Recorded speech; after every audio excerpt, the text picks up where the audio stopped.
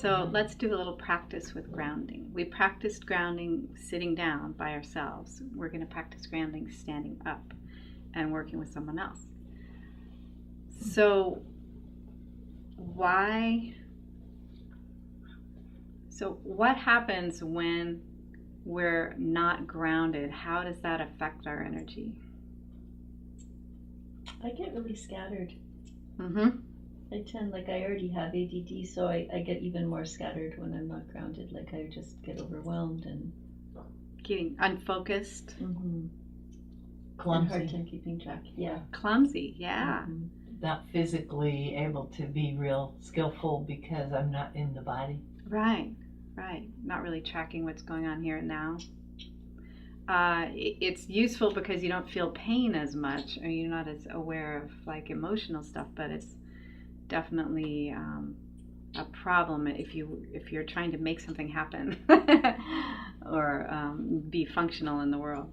So it's very useful to learn how to be grounded most of the time when you're trying to make stuff happen. So how about if you find a partner that's approximately your height? That might be a little difficult for you. I can kneel. Let's stand up. Let's stand up. And I'll be your partner even if you're taller. Yeah. Fine. Not so much taller than Good me. enough. Absolutely. And so decide who wants to practice grounding first. I'll go first. All right. So first we're going to test you before you're grounded. And what we're going to do is actually press on them from the side or from the front, push on them a little bit and see how much pressure it takes to push them off balance. Just get their feet to move. So think about the top of your head. Think about what you have in your refrigerator door. Just kind of test them, and the people testing, just push. She's pretty good, but push her a little harder. You get her feet to move. It's okay. You won't hurt her. Well, right, and push her. Yeah, she'll be fine. So just get a feeling for how hard you have to push to do that. All right, now the people that are grounding, take deep breath and close your eyes. You might want to bend your knees a little bit. Kind of settle down into your body. Feel your feet on the ground.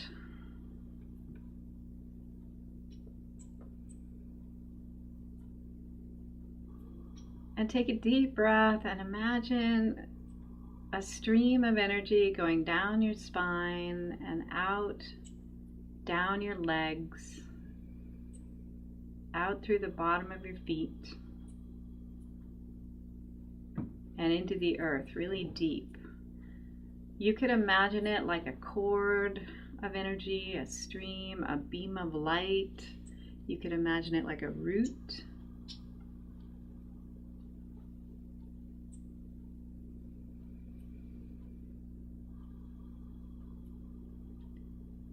You could make one coming from your spine and one coming from both feet. You could wind them together all in one. You could do whatever you want, whatever feels good.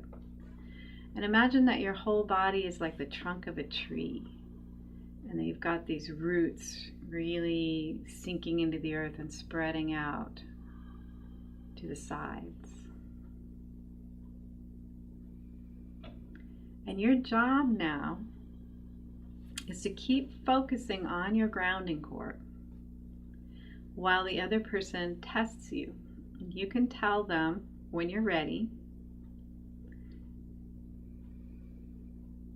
and just keep focusing on your grounding. You don't have to resist them or try to do anything. Just keep your breath going and keep your focus on your grounding. And so tell them when you're ready to get tested again. Ready.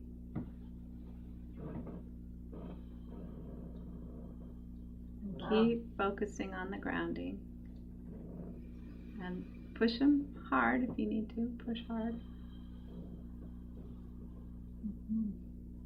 It's a huge difference. Like huge. She went from being like 10 pounds to like 1,000 pounds. Uh-huh. It's just like, ding, and she's over now. She's like, Uh-huh. no, not going nowhere. Yeah. That's cool. Actually, they teach us in martial arts, and when people get really good at it, people can't actually pick them up. Wow. They just like become really, really heavy. Cool. Wonderful. Okay, now let's trade roles. Shake out a little bit, and people who were testing, look out the window a little bit. Just kind of think about how much money you have in your checkbook. I'm really good Something like that. Yeah. And just be ungrounded for a moment, and then have your partner test you and just see how hard it is to make their feet move. You want to get their feet to move. Don't worry, you can push them. They'll be fine. No, it's like, if this moves, my feet will stay still. Try that again. Yeah. And don't resist them. Just let them push you. Actually, Okay. doing it. Great. You get a feeling for that? Isn't that a talent too, though, Mara? What? To be able to like Yeah. be not grounded. Because I really developed. Well, there's benefits, you know. You can do all kinds of spiritual journeying that way, Yeah. right? You can go on shamanic journeys with your spirit, and yeah, there's benefits. But occasionally it might be very nice not to be able to be tipped over. Oh yeah. All right, so take a deep breath, the people that are being tested. Take a deep breath, bend your knees a little, settle down into your body, relax as much as possible.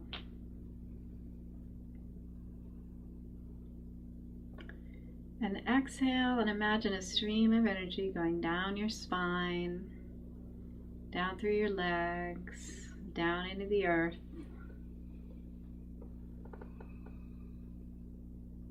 Big, strong channel of energy. It could be like a root, it could be a beam,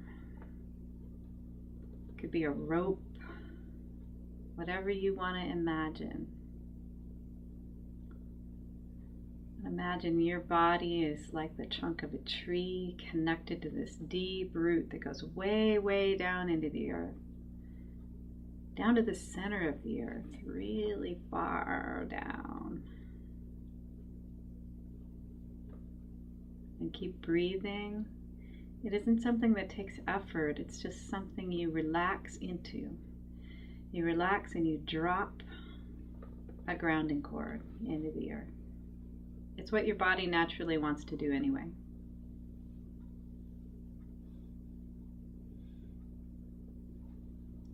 And then when you're ready, you can ask them to test you and just keep your attention on your grounding cord. Don't resist their pushing, just focus on being grounded.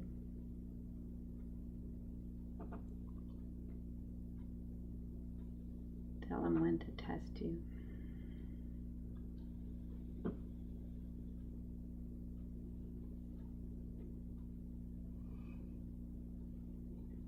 To try it Feel out. the difference?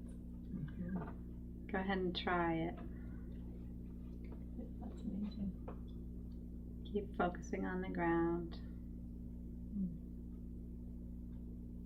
See how hard you have to push them. Total difference. Mm-hmm. Feel like you're a tree.